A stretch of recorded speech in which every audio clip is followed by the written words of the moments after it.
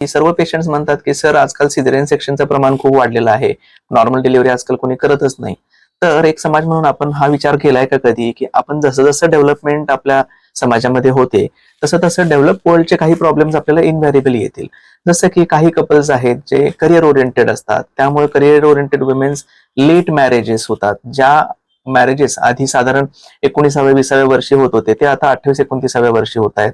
नंतर बऱ्याच पेशंट्सला infertility related प्रॉब्लेम्समुळे treatment घ्यावी लागत आहे. या कारणांमुळे प्री मॅच्युअर डिलिव्हरीचं प्रमाण, ट्विन्सचं प्रमाण हे सगळे प्रमाण वाढत आहेत. आता तुम्ही विचार करा, की जे व्यायाम तुम्ही साधारण 19व्या-20व्या वर्षी जे करू शकत होतात, ते व्यायाम आपण आता करू शकतो का? नाही करू शकत. कारण बरेचसे बोन्स जे आहेत ते आपले स्टिफ व्हायला लागतात 30-35व्या वर्षीपर्यंत आणि अशा केसेसमध्ये नॉर्मल डिलिव्हरीचं प्रमाण ऑटोमॅटिकली कमी होतं आणि त्यामुळे आपल्याला सिझेरियन सेक्शनशिवाय पर्याय नाही उरत.